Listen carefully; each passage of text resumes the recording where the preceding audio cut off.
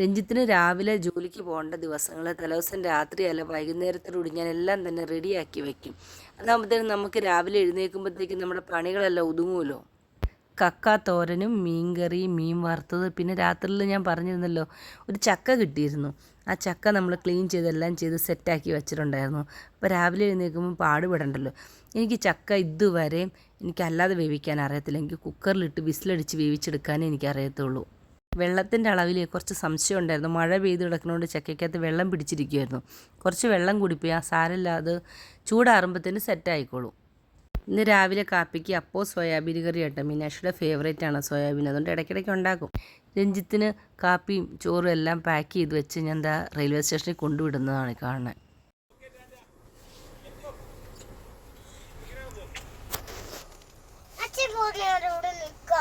അടുക്കളപ്പണിയെല്ലാം രാവിലെ എഴുന്നേറ്റത് കാരണം തന്നെ ഒതുങ്ങി. ഇനി അടുത്ത മെഷീനിൽ കുറച്ച് തുണി കിടപ്പുണ്ടായിരുന്നു, അത് വിരിച്ചിടണം.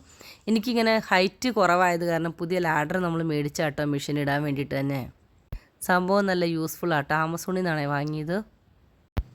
അതിനുശേഷം കുറച്ച് പ്രോഡക്റ്റിൻ്റെ വീഡിയോ ഒക്കെ എടുക്കാനുണ്ടായിരുന്നു, അതെല്ലാം എടുത്തു. പിന്നെ 2 കൊറിയർ അയക്കാനുണ്ടായിരുന്നു. അതിന് പോസ്റ്റ് ഓഫീസിലേക്ക് പോയത് 2 വീലറിലാണ്. കുറച്ച് വെയിലുണ്ടായിരുന്നു, പക്ഷെ മുട്ടൻ പണി കിട്ടി. ഏകദേശം 1 മണിക്കൂറോളം മഴ ഭയങ്കരമായിട്ട് പെയ്ത് എനിക്കവിടെ വെയിറ്റ് ചെയ്യേണ്ടി വന്നു. അത്ര നേരം നിന്നിട്ടും മഴയുടെ കടുപ്പം കുറയുന്നില്ല എന്ന് കണ്ടിട്ട് ഞാൻ മഴ നനഞ്ഞ് ഇങ്ങോട്ട് പോകുന്നു. പിന്നെ നല്ല രീതിയിൽ മഴ നനഞ്ഞിട്ടുണ്ടായിരുന്നു. എന്നെ കണ്ടപ്പോഴത്തേന് ശിവാനിക്ക് ആകെ സങ്കടം.